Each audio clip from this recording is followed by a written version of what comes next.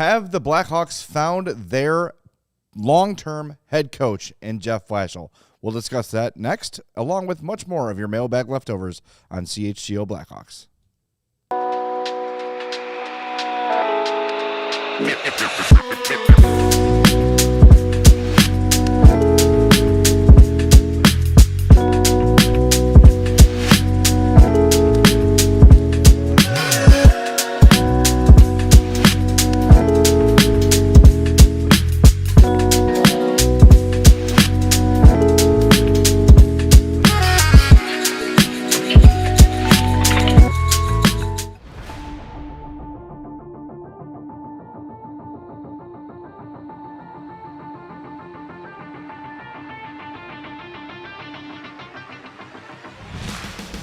Happy Thursday. Welcome into the CHGO Blackhawks podcast presented by Bet365.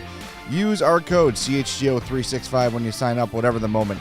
It's never ordinary at Bet365. I'm Jay Zawaski. That's Mario Tirabassi. Joey's running the show for us today. We've got your mailbag leftovers from Monday. We always appreciate our diehards hitting us up with mailbag questions, and since they take the time to write them, we like to take the time to answer them. Usually, honestly. Usually honest. Because you said you thought Nathan McKinnon was overrated. Sure, yeah. Roll back the tape and find my... For 1 second. Find my answer. For one second, you said it with an eye roll. No, thanks for being here. We appreciate it. Do us a favor. Please hit that like button for us. Make sure you are subscribed to our YouTube page as well. If you're listening on the good old-fashioned podcast, go to your favorite app. Follow, subscribe, all that great stuff. We'd appreciate that. By the way, before we get started on the mailbag... the Hawks just announced Saturday's game against the Leafs is the first official Centennial celebration night of the year. So they've released a schedule of events. The puck drop is at 6:07:35. So 6. Atrium opens at 3:30. They're going to have Bobby Hull and Stan Mikita's curved sticks on display. An assortment of Tony Esposito game-worn gear. Stan Mikita's trophies that he won during his Hawks career, and a bunch of photo ops and interactive opportunities. At 4:30, the United Center will open. First 8,000 fans that enter get a Tony Esposito bobblehead. 4:45, alumni Q&A. That will be in the atrium with Darren Pang, Dennis Savard, and some family members of those who played the game. Cool. And then they say at 5:30, be in your seats so you can see the whole ceremony emceed by Pat Foley. So if you're going to the game, awesome. At very least, make sure your grundle is in the seat, covered in Mando, Plant your by grundles. 5:30 so you don't miss any of the pregame stuff. That's awesome. Yeah. Yeah, I knew it was... they said last night at the game that they were about to close the first chapter of the 4 for the Centennial celebration, and I was just like, wow, we're already through the first chapter. I mean, we're almost to the quarter mark of the season, but... That's what they say is by the end of the first Blackhawks Centennial chapter, if you're still in playoff contention, you're in good shape. What I've heard, yeah. They've said that for years now. Yeah, I mean, so Saturday night, a reasonable 6 p.m. puck drop against the Leafs. I know Scott Powers and Mark Lazarus wrote about it in The Athletic recently. Ben Pope tallies the attendance every home game. Attendance hasn't been what it used to be. Obviously, the sellout streak ended a number of years ago and all that. But last night's game, a late game against a team that's not necessarily a quote unquote draw, but Devils are a good team, but not one of those traditional teams that you see come through, and all that. And it was like 17,000 plus, good atmosphere, like a really good crowd. So I imagine Saturday against the Leafs. Should be a really great crowd. And no Austin Matthews, no Anthony Stolarz. Yeah. They're scared. Yeah, Leafs are hobbling into Chicago. They've lost 3 in a row. They don't have David Kampf anymore. Oh, God. Jeez. What are they going to do? I don't know. Maybe he'll sign in Chicago. Help them down the middle. Oh, Lord. Yeah, I'm really looking forward to Saturday's game. Like it feels like a game that, again, I want to knock on wood, but it feels like a game like they could definitely win. Yeah, definitely. And you get the crowd going. You get, a pregame ceremony with Pat Foley. Like, yeah, I hope the team, feels the juice in the building and feeds off it. Last night, the energy, considering how late the game started, loud anthem, Hawks score first, the Connor Bedard on the 5-on-3, the place is up for grabs. Yeah. This is people are starting to take notice. I think there were a lot of fans who were kind of like, so it looks okay. I'm going to keep it at a distance. I don't want to get too excited yet. Maybe I'm not ready to pump up that $20 a month for CHSN just yet. But they see the wins keep coming. Yeah. They keep having good performances. Connor Bedard is playing well. So that excitement's going to grow. It's all going to roll on top of itself. And, let's hope that they get 4 points from Toronto and Calgary. And then you're feeling really good about things heading into Thanksgiving. Definitely. Thanksgiving. Always feel good about Thanksgiving. I guess we could probably promo, by the way. I know it's a little bit early, but next week, Wednesday, we will have both Tony Granato and Petey on the show. Yeah. Not together. Well, not yet. Tony Granato refused. He heard what Petey said about Connor Bedard on What Chaos with that jerk. And said he can't stand. That's going to be a fun show. Petey's going to pay off his slanderous remarks of Connor Bedard with his penance is complete. What's making Connor Bedard tick this year in a positive way, and then always great to talk with Tony Granato. Be a good chance to kind of catch up with him, get his pulse on how the team's been performing. It'll be between Tuesday and Thursday's games, so looking forward to that. And Shilaga Blackhawks referencing the century turn and the family members. He says, is Brett Hull coming for the buffet? Brett Hull did not come for the opening game. It was Bort Hull. it was like Bert. What was the guy's name? I think it was Bert Hall. Some random Bart Hall. Bart Hall. Yeah. I was like, what? We couldn't get Brett Hull to show up. I know his daughter. His daughter lives in town. Our sales employee Amanda is like good friends with Brett Hull's daughter. Get him over here. Bort Hull. My son's name is also named Bort. Yeah, no, I want a real Hull. Damn it! All right. I'm sorry. They're like, ladies and gentlemen, Bart Hull. What? Okay. Like, there's no other holes around. This is dumb. We get paid for this. It's too hot in here. Okay. All right. So let's get serious. Enough tomfoolery. I could not. I'm sorry. Okay. I didn't know I was going to break Mario. All right, Joey, get the show under control. This is your job. First question, please. Oh, yeah, let's get to our mailbag, shall we? Yes, let's do that. Here we go. Here's the big one. Oh, my God. Okay. I'm gonna Four score 7 years ago. This is from Dying Breed Collectors. Says, so not to get too ahead of myself here, at what point is Jeff Blashill no longer the transitional guy and just the guy? I feel like when he was hired, it was treated as if he would just be the next step in the right direction, not the long-term solution. I remember around the time he was hired that the lifespan of an NHL head coach was being referenced nearly every one of your shows, but he looks like a legit NHL head coach, maybe one we should keep around for the long haul, and it's not just because of the fact that the Hawks are getting points, it's how they're playing as a team, how they've responded and committed to Blashill as a coach, and the fact that literally everybody on the team that matters long-term is legitimately playing better than last year. That's a really good question. And yeah, it is. I like it, and look, all of us, I'll talk about myself first off. We were just kind of like, all right, Jeff Blashill, fine. And, yeah. And as we did more, as the hire was made, and we kind of got over the it's not disappointment. It's like underwhelming, right? Because you had David Carl in mind, and then there were and then Mike Sullivan was also available, air quotes. Mm-hmm. So you had like really, really high hopes, and then Blashill kind of felt like a consolation prize. But as soon as he spoke, and as soon as we started doing our research, and as soon as we really laid out the resume, it made a ton of sense as a hire. Yeah. He was David Carl before David Carl. He was the hot coaching candidate. And then he's got head coaching experience with the rebuilding team, then got fired after 7 years on a roster that was really bad, goes and assists with John Cooper, and then second NHL stint comes as Hawks head coach, and he's been great. He's been really, really good. Is he the guy when they eventually win the cup? I think maybe this is a bit of a cop-out, but I think it's a little too early to make that prediction. But so far, so good. I mean, I have very few complaints about anything coaching-wise that the Hawks are doing. Yeah, I think the early returns on bringing him in have been really positive because they hit the ground running with him. And I agree. It's way too early to say, like, this is the guy, because when the team was playing well under Luke Richardson, even though they were losing, we thought, maybe he's not a transitional guy.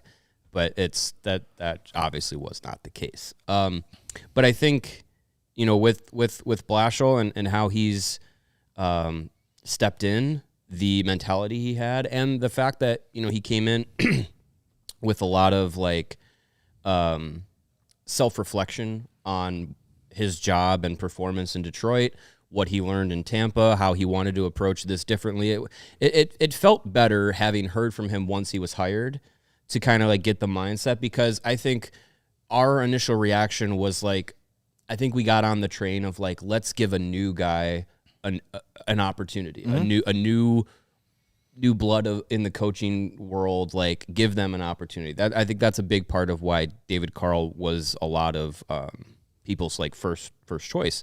So when it was Blashill, we kind of were all right, so this is just another NHL coaching carousel kind of thing. But sometimes when you get in those situations, the coaches, a lot of times they're going to be who they are. Mm-hmm. They're not going to change much. A lot of the, old guard of head coaches that go around the league, they are who they are. Who you're hiring, kind of thing. Whereas Blashill, I think he came in and he sounded a little bit like a guy I've learned new things to bring to being a head coach, and can adapt and acclimate to a younger roster, and has been there before with the Red Wings and learned to do things differently. So I think the first 17 games we've seen with him, I think it leads you to believe hey, something positive is being built.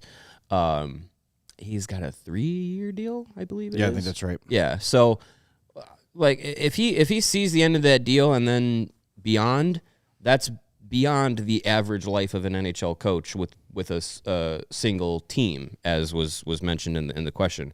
2.8 years, I think it was the number we kept referencing. Something like that. So, if he sees the end of that deal and reaches an extension, which if things go the way that they have through the first 17 games, I don't doubt that he's going to do that. Then for sure you have a guy that I think is going to be around and can be positively impactful. Reven XL and some people in the chat disagree with the 11-7. Reven says the forwards seem pretty gassed by the end of the game. I'm going to challenge you on that. Goals by period. The Blackhawks have a 15-8 advantage in the first, a 12-19 disadvantage in the second, and a 28-14 goal difference in the third. The third period is by far their best period. They are doubling up their opponent in third period goals. There's no evidence of them running out of gas at all. They lead the league in third period goals scored this season. Yes.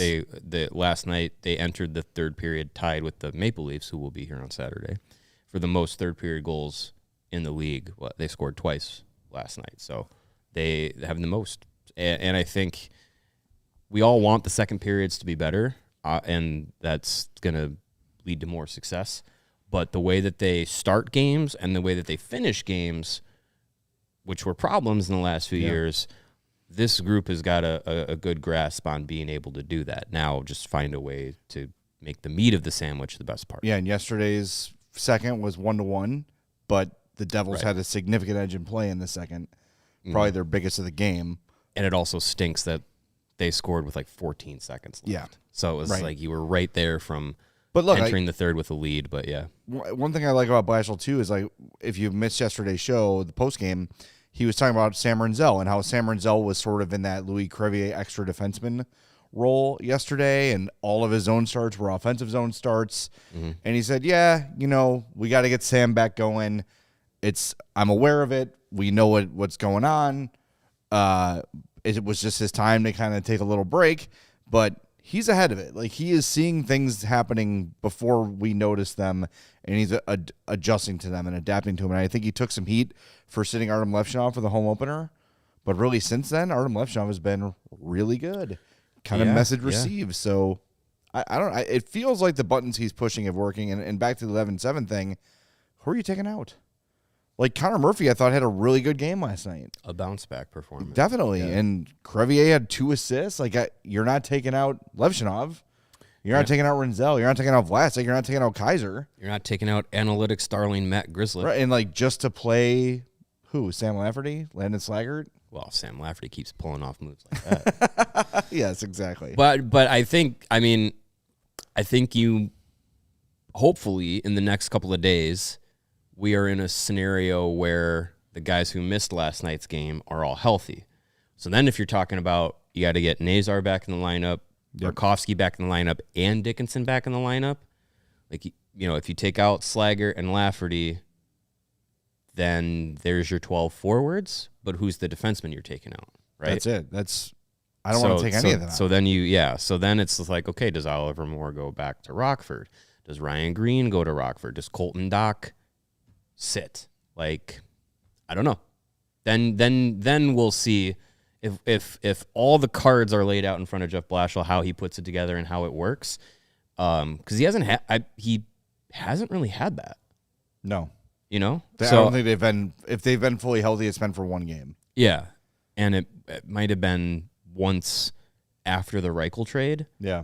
So, yeah, I think if you give him all these cards of how the players are going right now, he's got to make some tough decisions. All right, we got to hit a break, but just one more comment. Rattler Man says, Foligno said they were out of gas by the third for scoring.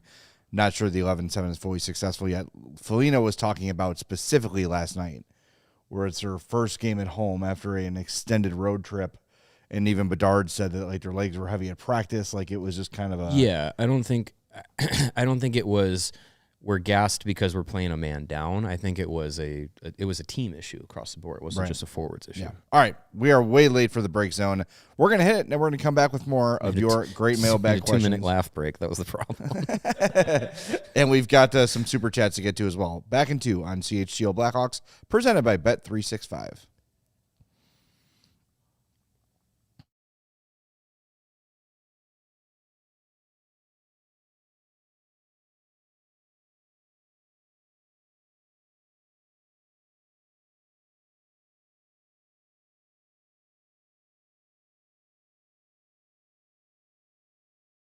The Bet365 early payout offer. You're a winner if your team goes up by 17 points, Bears, with an instant payout on straight bets and parlay selections marked as winners.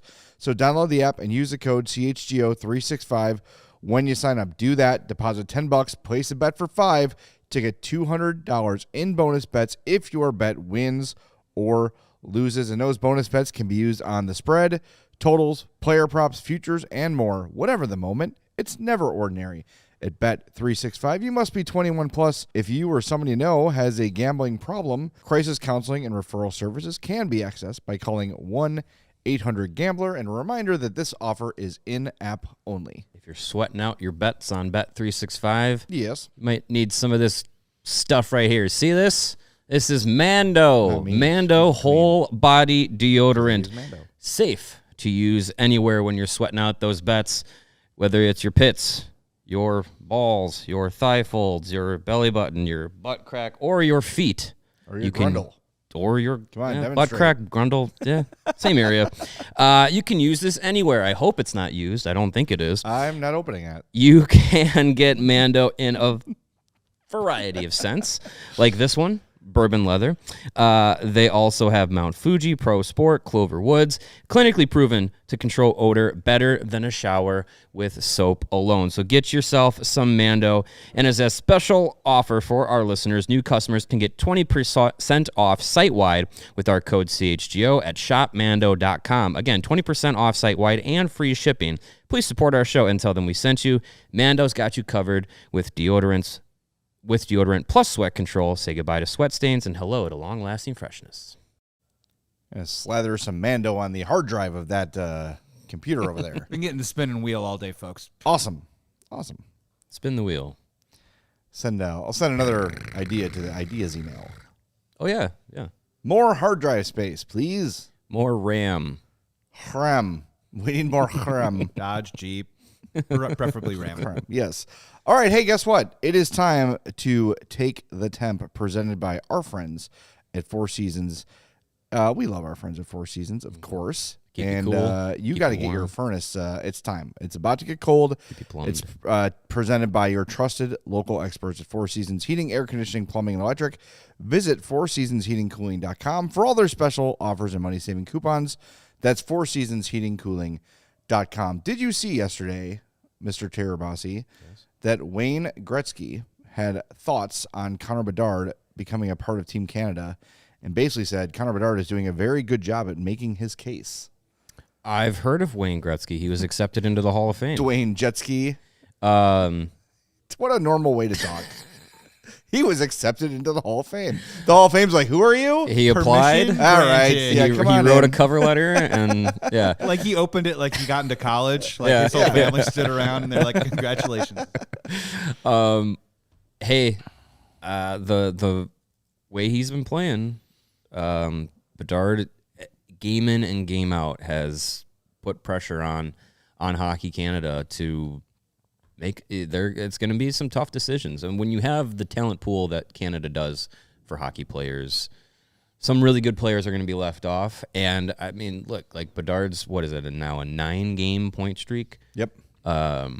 On pace for 125 points this season, as you guys pointed out last night. Like that's a guy that is starting to become undeniable when it comes to deserving a spot. And it's, he's in that conversation right alongside Macklin, Celebrini. And I think you've seen some players from Team Canada, especially guys from that Four Nations roster, not really playing all that great. So it, again, like the conversation continues of like, how do you construct the roster? Do you want guys that you can trust will elevate their game when you reach that scenario, beyond being on the stage of the Olympics? Or do you go with the guys that through this season have been going and take that momentum into the tournament? It's a tough That's right, tough man. line to draw. I trend towards some of the guys. If Connor McDavid did not score a point from now until the start of the Olympics, you still take him. Right. You still take him. I don't need But- Travis Konechny. Yeah, like if there's guys that you're like, oh, they're gonna play a role, and maybe they haven't been playing that well, and they're on the bubble, and then they're on the bubble with a guy who's leading the league in scoring. I'm taking the guy who's leading the league in scoring. Got to pay your dues. Yeah. Yeah, so Gretzky said he is earning his way onto Team Canada and went on to say it is hard to keep Bedard off the team.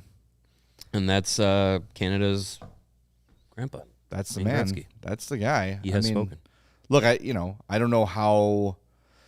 Who's the GM of Team Canada? Is it Yzerman? No, it is Doug Armstrong. Oh, okay. I believe. But and look, like anytime you see a guy of the profile of Wayne Gretzky, and I want to be very clear here. I'm not specifically talking about him, but anytime you have a made guy on the panel, a guy who is simply being paid for being who they are, you got to take with a grain of salt the level of depth they're putting into their game watching, and you know what I mean? Like, is Wayne Gretzky sitting home with a yellow pad watching games night after night? Probably not. But even if he's not doing that, all you got to do is look at the stat sheet every night to see that Connor Bedard is a massive difference maker. Yeah. And even if that's too much work for you to pull up the score sheet, a quick NHL league leaders, boom, you're going to see Connor Bedard right there with Celebrini, and they should both be there. Yeah, I think even if Wayne Gretzky's not that tapped in, I trust his hockey eyes over many others.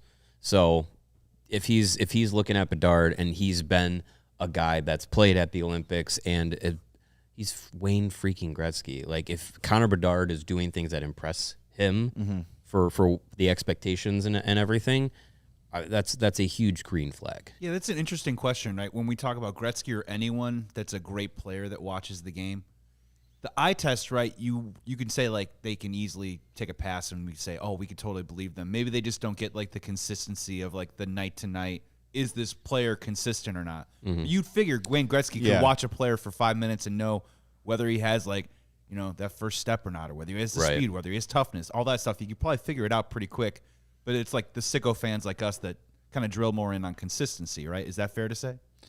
I would say so. Yeah. And look, I think it's the same with how the NHL on TNT panel was made in the vein of the NBA on TNT panel, which is now on ESPN. Yeah. Like Shaq and Charles Barkley are the same. Like, are they watching all NBA teams, all players? No. But if you give them a little bit of tape on a certain player and say, what do you think of him?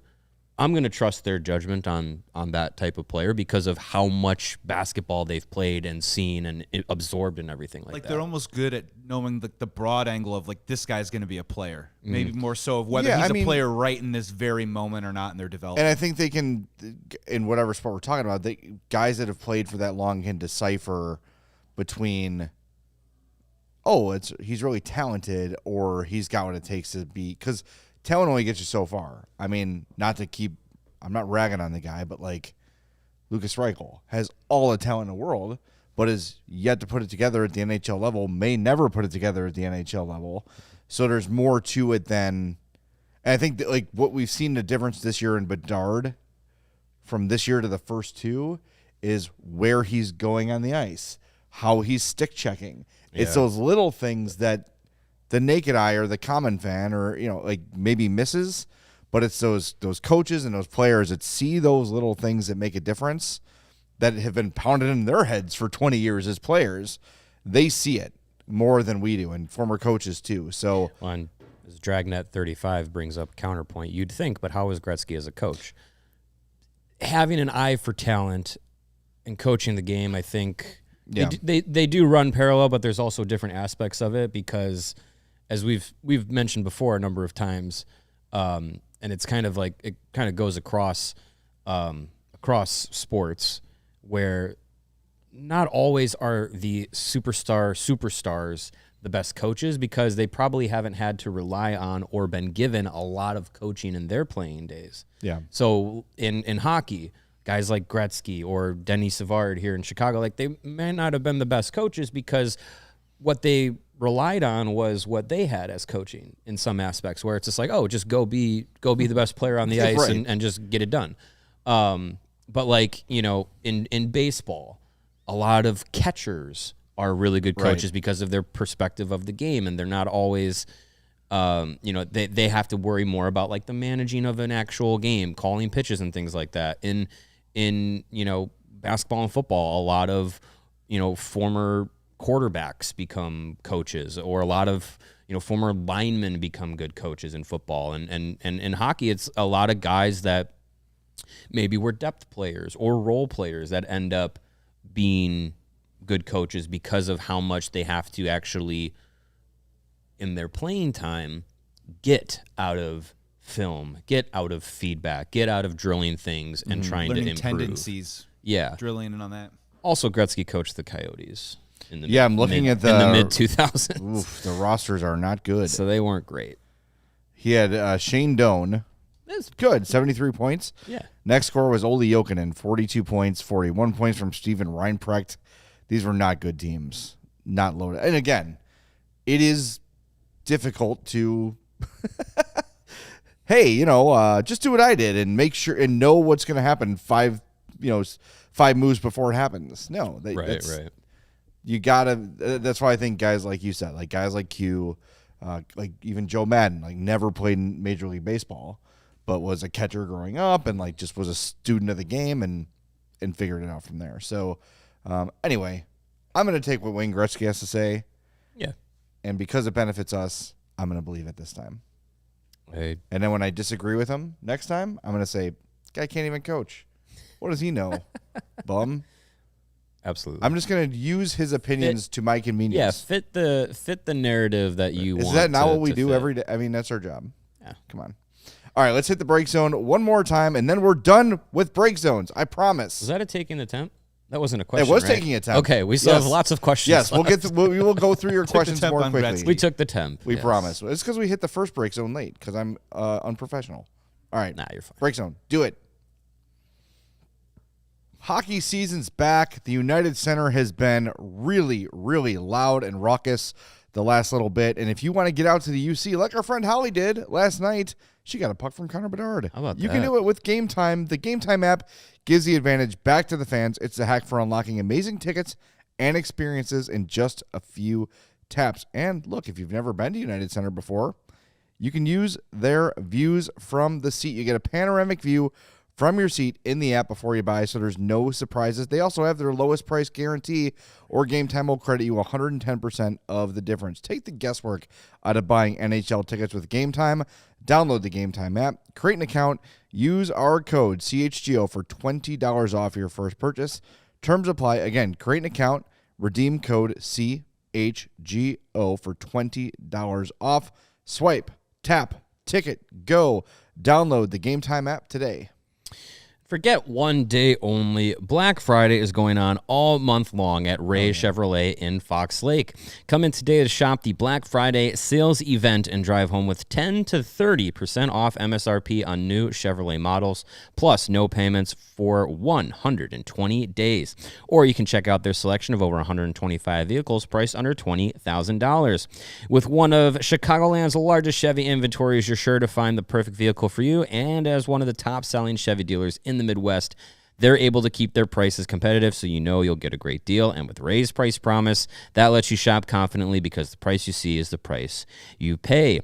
Go see for yourself. You can visit our partner at their convenient location right on Route 12 in Fox Lake, and don't miss out on their Black Friday sales event going on all month long for 10 to 30% off MSRP on new Chevy models, plus no payments for 120 days.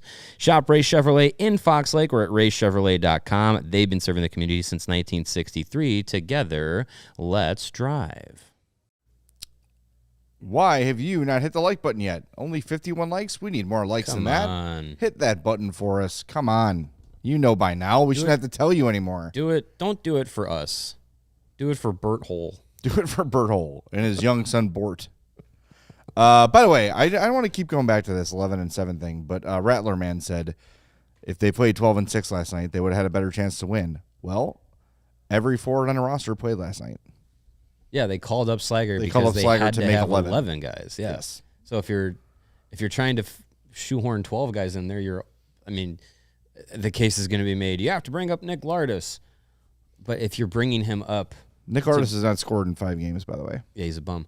I'm not saying that, but let's pump the brakes on this guy's NHL ready today.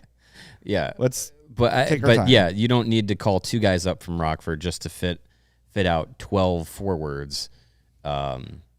Just to do it. The 11-7 has yet to run its course in my view. All right, sorry. Question time. Oh, let's do super chat. Yeah. 2121 says Chris $5 in honor of Bart Hole. Thank you. Hopefully Bart is there Saturday. I hope he. I'll take a selfie with him if he's there. I hope he is. Yes. You know he also played football in Canada. Played in the CFL. Oh yeah. Yeah. Is that a true fact? Yes, as I was dying of laughter from you calling him Bort, I looked up his actual name, and yeah, he played Canadian football as well as hockey. So he's been all over the place. Okay, not a Bart Hole history lesson, but he played 6 games over 3 years with the Idaho Steelheads. 1 game, 4 games, 1 game. Yeah. I'm okay. Anyway, let's get to Charlie the Bacon Guy has a more defined hockey DB page than Bart Hole. All right, enough. Here we go. Were these games where all the halls were supposed to be around? I don't know. Anyways, I don't care either. Okay, Warren Bedard's 2 points of inquiry on this Mailbag Thursday. For you fine gentlemen, would it be unfair to say that Slaggert is becoming this group's Joey Anderson? Woo. Someone you call up if you have an injury and another prospect isn't ready, but otherwise is just an AHL talent. Want to answer that one first? I think Landon Slaggert could be in the NHL. So could Joey Anderson.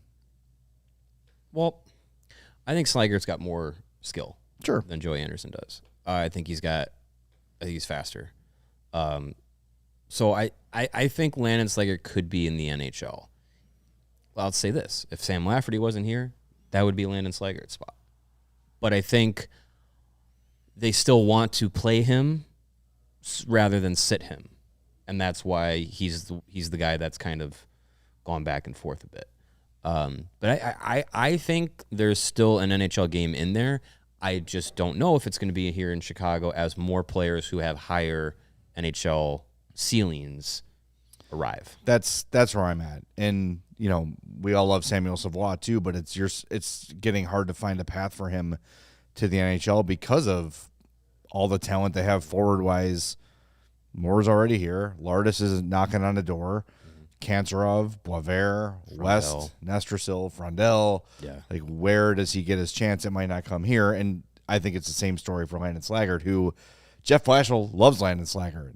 You talk about a guy who plays winning hockey, that is Landon Slaggert. I love Landon Slaggert. He went to Notre Dame. Love the guy. Awesome dude. Great hair. Fast. Good hair. Nice guy. All that stuff. Fun to talk to. But when we're talking about when this team is ready for contention or even competing for a playoff spot, which guess what? We are right now. I don't know if he has a full-time spot on the roster. Just Landon Slaggert is the case for NHL expansion. More NHL teams means Landon Slaggert plays in the NHL. I think you, and as much as I love him, I think you have a higher opinion of him than I do as an NHL player. I think Landon Slaggert is a guy. Yeah. All right. Yeah. I just, you know, I don't know if you can look at Landon Slaggert and say, this guy's not in the NHL. We need more teams. No, I'm not framing it that way. Well, I'm just saying if there's more NHL teams, there's more opportunity and players like him who are probably worthy of being in the NHL, but just numbers game and spots don't line up. If all teams played 5 lines instead of 4. Now, see, that's what he needs. That's what the NHL needs to do. Then your forwards will not be tired. Forget this 11-7. Let's go 15-3. 15-3. I think Wyatt Kaiser could play 40 minutes a night. Probably. Let's go. Sure, why not? All right, next part of the question here from Warren Bedards. He says, when Blashill was hired, I believe you all said he was good for this group now, but how you'd probably want someone later like David Carl to get you over the hump this far into the season, and based off your observation, do you think he can actually... Okay, we answered that already. And then, side note, I want to thank you guys for all your hard work you put in bringing us Hawks content. I normally am not in the live shows because I save the episodes for work the next day. It's always my first listen in the morning. I will also be at the game against Calgary next week. Would love to say hello and bring in some homemade beef jerky. Ooh, okay. Yeah, we were going to say no, but then you said beef jerky, so we're going to say yes. I had a discussion yesterday with Big Dave and Matt Peck about beef. He might have been here. About beef jerky and just the different varieties. How Slim Jim has kind of got a market on like the meat tubes, and like Jack Link's has got more of the shredded jerky style. Put some Mando on it. You guys are saying like the best words today, by the way. Well, how would you describe a Slim Jim? It's a tube of meat, right? It is indeed, by definition, a tubed meat. Yeah. Stick meat. Stick, sure. Stick meat? Yeah, I guess. But tube meat's better, I'd say. Do you like the stick jerky or the Hi, Chloe. How are you doing? Or the cut jerky? This is normal for our show. Yeah. I would. So it depends. If you're on a budget, the sticks are the tubes are usually cheaper. But I think if you're looking for like, I'm going on a road trip, I want some quality beef jerky for the road, you get the pouches. I like where the it's pouches, Jack Link's or Old You're Trapper. the Mariano's. They sell it in the deli case. Beef jerky. I did see that. Yeah, it's really good. Yeah. All right, we'll see you. So see you Tuesday. Warren Bedards, you are now on the hook for some jerky. All right, thank you for the questions. Is it going to be? Is it pocket jerky? Like our pocket bacon? We've not had pocket bacon in a while. Just saying. All right, Tom Wormers says, is the progress of Lardis, Kancherov, and Moore lucky, or did the fact that they are smaller and talented weigh into the decision to pass on Demidov? I wouldn't call their development lucky. Those are guys that had, like, you could see a lot of the talent. I think even going back and kind of looking at how people reacted to Nick Lardis when he was drafted. I know we didn't have a big scouting report on him. Yep. But a lot of people were like, wow, surprised he fell to the third round, which he was early third round pick, because, and I think that was because of his size. He wasn't the biggest guy, but you could see the scoring talent was there, and it was on the rise in the OHL. Kanserov, I think, also small, Russian, like those probably why he slid to the second round. But Harder again, to scout. Yeah, but again, that's like one of those guys that was just like, wow, that was a really good pick. And again, Oliver Moore, thought to be around the 9-10 range. Yeah, I mean, and was he was 19th. even talked about like as high as like 7. Yeah. So I think it's a plus on the scouting side of things to find those guys and to not be afraid to take players who, oh no, they're 18 years old and they're 5'10", they're going to be so small forever. Nick Lardis is 6 foot. Oliver Moore is 6 foot. That magical line. Yep. You know, Roman Kanserov's, I don't think he's 6 foot, but it doesn't seem like it's killing him in the KHL right now. I don't know. And I think like that you look at what Cole Caulfield is doing. You look at what Connor Bedard is doing. Yeah. This is to me, this has become a really archaic way of thinking about hockey. Sure, you don't want an entire team of 5'10" forwards. I get that. But to suggest that a guy is 5'10" so his skill can't translate to the NHL is silly. We have seen it over and over again. Alex DeBrincat. Yes. And DeBrincat is short and built and Strong. stocky as hell. Yeah. And Martin St. Louis is short and stocky and big. Connor Bedard, huge legs. He is incredibly built. As his body is matured, yes. like you can see how much stronger he is now than when he was 18. Theo Fleury was 5'6" and he's a borderline Hall of Fame player. Right. Yeah. Like Patrick Kane was not big. Right. And is a Hall of Fame guy. But if you see Patrick Kane in person in street clothes, you're like, whoa, he's a big guy. Like he's not tall, but he's strong. He's, you know what I mean? Yeah, like, so yeah. it's even Duncan Keith, Dave Bolin. When I met Dave Bolin in person, when I was doing my things, I'm like, is he like the bassist in a punk band? He's tiny. Yeah. He's skinny but like, no, it's about understanding the game. It's about the willingness to go where you need to go. Yeah. To succeed in the game. And small players are making it all the time. And I think to the other part of the question about, yeah, Demidov. Those three guys were in that 23 draft. Right. So I think when we were in that conversation back in the 24 draft and the lead up, the depth of the forward group, I know we were saying, oh, there's not a lot of superstars alongside Bedard. There's a lot of good supplemental players. Mm-hmm. So you would say, like, you could still go with the superstar forward in Demidov, but I think that they were looking at the depth of guys that they had, the potential that they had to find somebody like that. Frank Nazar was in the group at that time still. Yeah. So I think that probably did play into the fact that they went with Lev Shinov first, knowing that their depth defensively was starting to get a little bit older. And also that the 25 draft, unless they had won it, wasn't going to produce a top end defenseman if they were going to be in that lottery spot. It is looking beyond the draft they're at. Yeah. Then that's what his predecessor, we can say his name, we don't have the Stan Bowman jar anymore. Yeah. Stan Bowman would draft year to year to year. And look, like some people buy, like I'm taking the best available guy and screw it, let the cards fall where they may.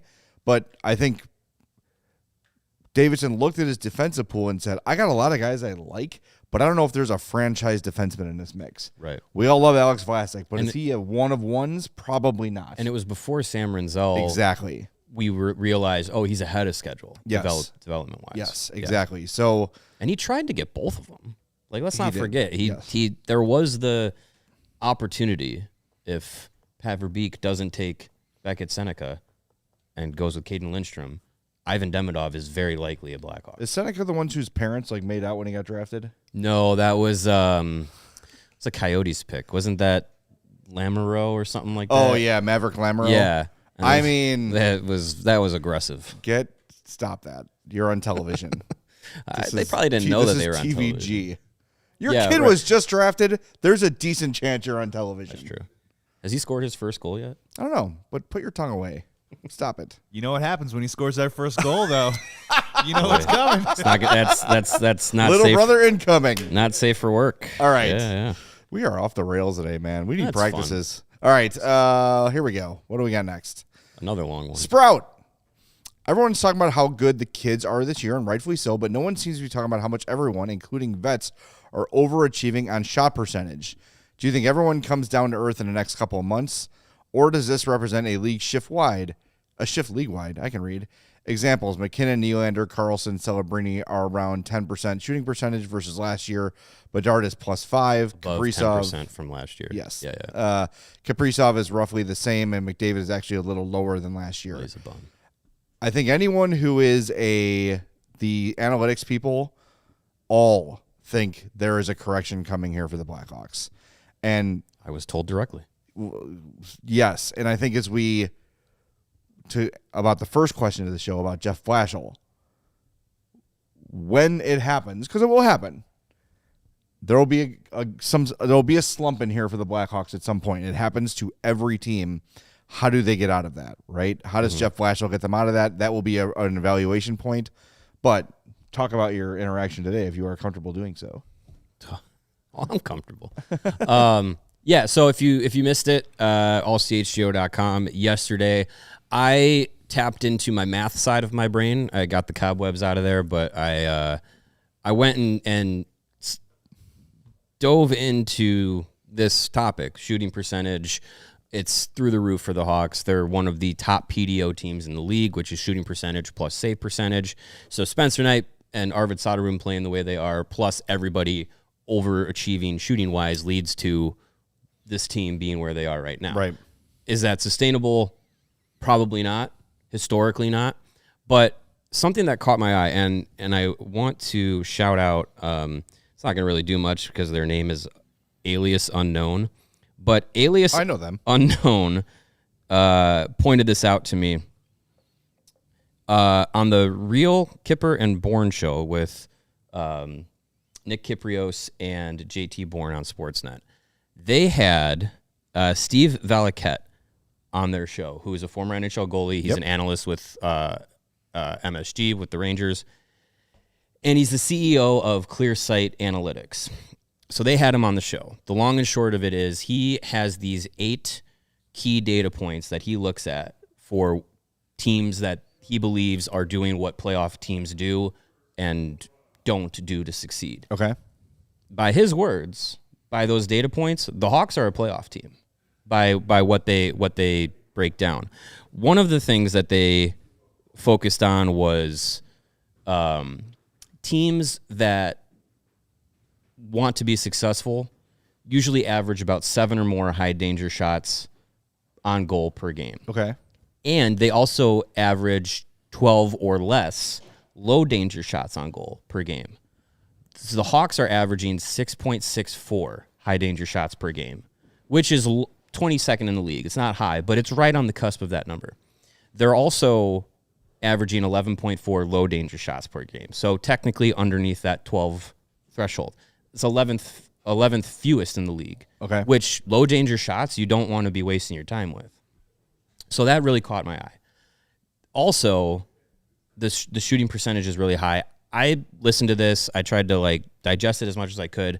And then yesterday's morning skate, I talked to Nick Foligno, Ryan Donato, and asked Jeff Blashill about it.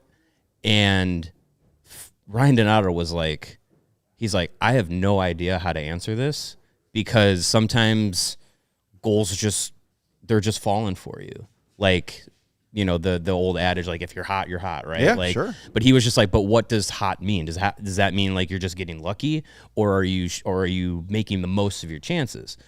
He had the adage of they want to be a team that still gets more chances, but he knows that the chances they're getting and the shots that they're getting on goal this year, even though they're 31st or 30th in the league of shots on goal per game, they're getting them from high danger areas. Yeah. They're getting them where they know that they can have success with them. Connor Bedard, all his goals have come from what is known as the rock star zone, which is right in front of the net and right between the hash marks. His goal last night was the first one that was outside the hash marks, and it was because there was no goalie in it. It was a 5-on-3, you know, right? Yeah. So again, go back. You can go and read at allchgo.com. Like I really feel like it's a concerted effort, knowing that they're not a high possession team, that they are making their chances count. Yeah. And they have the guys and they have the mentality of get to that 10-foot radius around the net. It's something that Corey Perry, who I know is well remembered for his time in Chicago, I asked him about that too when he was here. And they were having trouble scoring goals and being around the net. And he said there's a DNA makeup in some guys where they have the drive and the want to and the willingness to go to that area to score because that's how you do it in this league. Right. They have that now. This team does. So I think it's something that can be sustainable. I think it's something Jeff Blashill is preaching, and they know that they're taking advantage of. And the crash, as our friend and yours, Jay Fresh, reached out to me, and he said the fall, the face plant back down to earth is coming for the Blackhawks. I said, sure, maybe, probably, but maybe it doesn't. And it probably, if it comes, it's not going to be, oh, they suck now. Right. But they're not going to, what are they, plus 14? Plus 14. Goal differential? Like, that's like near the top of the league. So if they get closer to plus 5, that's still pretty good. Yeah. And the thing, what's interesting to me is you said they are 30th in shots per game. It's like bottom yeah, so 5. bottom 5 in shots per game, yet they're middle of the pack basically in high danger chances. That is speed. That is when they get the puck, they beat defenders to the net and get in that rock star zone you mentioned and get those high danger chances created. Fourth lowest per game. Okay. So the quality they're generating comes a lot from speed. And like, look, we look at it. We talk about analytics after every game. We look at analytics every game. It's part of the game. But before analytics came on board in the NHL, at least in the public sphere, cliches are a cliche for a reason, right? Like pucks on net, bodies in front. Like that's what hockey had been for 85 years before analytics came into it. It is what it still is to a degree. Right. Yeah. But what you're saying, what Corey Perry told you is correct, is now you have, and the Connor Bedard point about the Rockstar Zone illustrates it perfectly, where a lot of Bedard's chances last year were, I'm going to try to shoot between a guy's legs from the faceoff dot or from near the point because I've got such a great shot. And that's wonderful. He does have those things, but he has clearly made an effort to get into that zone. And when you look at the way the Hawks are built and the way the Hawks are coached, it is beaten into their heads to go to the net, get to the net. Look at what Tyler Bertuzzi is doing. Look at the success he's having on this team because not only, but last year when he was one of the few guys willing to go to the net, right? Yeah. Now it's like everyone is there, and it's causing the defense to collapse. It's creating more space for passes and more perimeter like it all builds on itself. It's all cyclical because Bertuzzi does this, teams adjust, and that frees up space for somebody else. And instead of being so predictable and easy to defend as they've been in the last few years, look, is their current PDO sustainable? No, it's not. Not likely.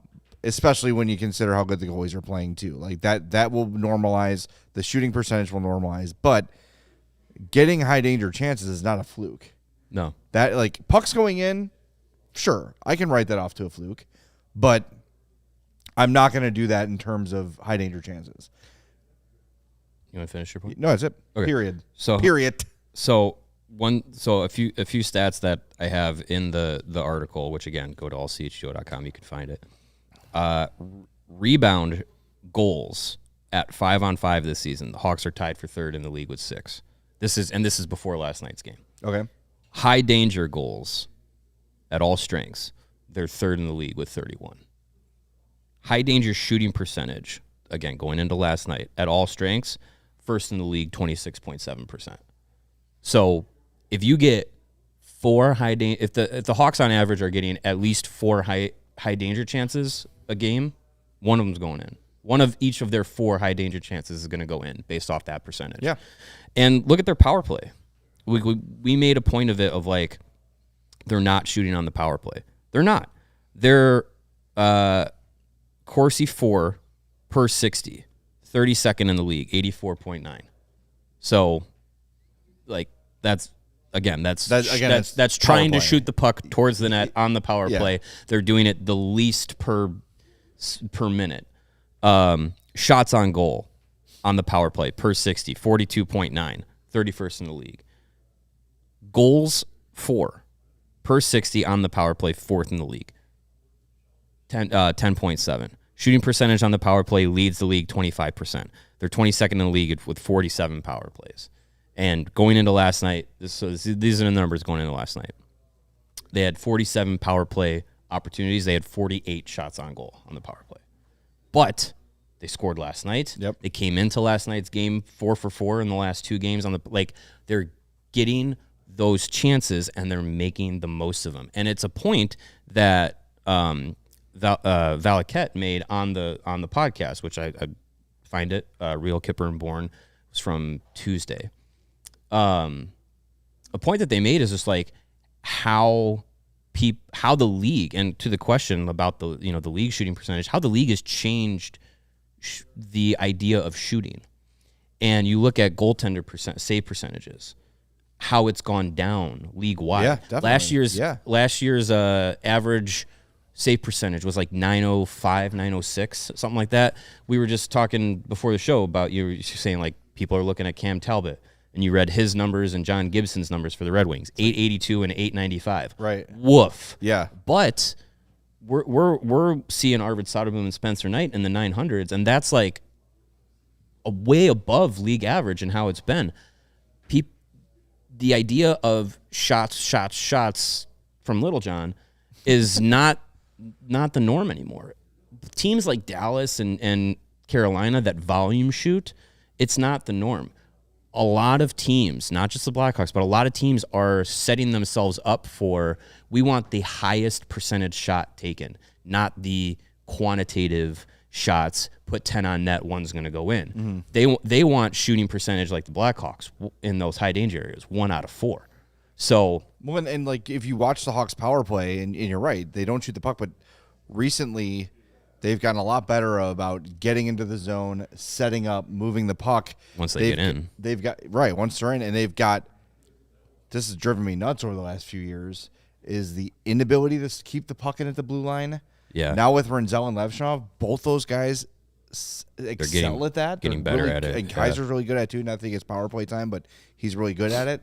Like, you are having sustained power play zone time now, and they've got enough skill now with, Bedard, Teravainen, Bertuzzi, Nazar, Burakovsky. These are top 6 players on every team in the league. Pretty much. Right, for the most part. And then you've got Renzel and Levshov, who project to have high-end offensive talent and ability if they don't already have it. You're able to move the puck instead of a puck going between a guy's feet or just off the heel or just away. They're on the tape. So I don't get as frustrated that they're not shooting, because there is an opportunity to pass yourself into that ideal scoring chance. And they've done a really good job at doing that. So is this particular pace sustainable? No, but I think the fact, I really like that thing you did. It's great work showing that despite the number of shots, the high danger chances are still very, very high. That illustrates to me speed, and it illustrates to me talent, and those things are not going away for this team. Yeah, and Jeff Blashill made the point when I asked him about it. He said, you look at shots on goal and the discrepancy that most games the Blackhawks face. He says people will say to him, "Oh, you guys got outplayed." I was like, "Yeah, but if you look at the scoring chances, they were even. So getting outshot does not equal getting outplayed." Even last night was like 35-21, I think, in shots on goal. And what was high danger was? High danger was a little lopsided last night. Was it like? Yeah, Spencer Knight played pretty well. Okay. But I think of the Detroit game. They were outshot 46-20 and they won 5-1.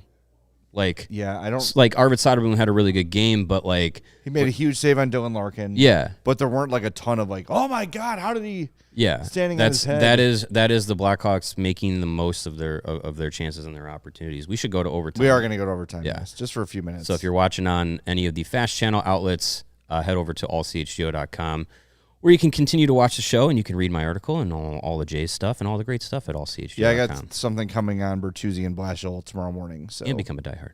Yeah. I wanted to get to this. Yes. Because our video went Viral. Ran wild. Yep. Of Connor Bedard speaking highly of his rival, best friend, Macklin Celebrini.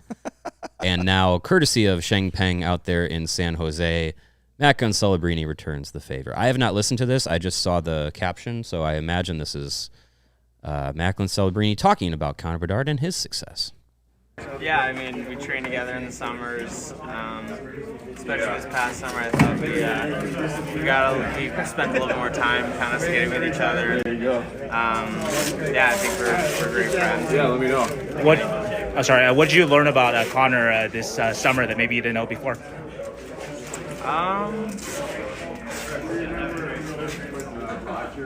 He's way more into football than I thought he was. He loves football. Bears fan? Huh? Bears. Yeah, I think he's a big Bears fan. Yeah. Caleb Williams. Yeah. All right. They have the same Yeah, they do. That's it. That's Well, it's adorable. probably because they're best friends and they spend a lot of time together. No, they hate each other and they're rivals. They're gonna fight. Yeah, they're gonna throw a broken pool cue on the floor at the offices of Hockey Canada and say one of you makes the team. Yeah. I wonder if we have turned the corner on the. Probably not. I haven't looked at the comments on any Bedard highlights lately, but it feels like people are coming around to the like, hey, wait, maybe they're both really good, and it doesn't have to be one versus the other all the freaking time. It's funny. I saw a tweet last night about Gretzky's comments about Bedard, and they were like, "We get it, Bedard's good. Get off his nuts." Oh, okay. So we've come full circle. Everyone hates Bedard now because he's too good, and everyone's talking about it. Great, awesome stuff. Yeah, that's good stuff. By the way, we should. Someone threw in a chat. Brendan Dillon was fined for that hit on Tyler Bertuzzi. Yeah. That was a trash. The more I see that, the more I hate it. He had a vendetta last night, and Pudwack. yeah, so Add him to the $5,000. list. Yeah. Put him on the Pudwack list, Joey.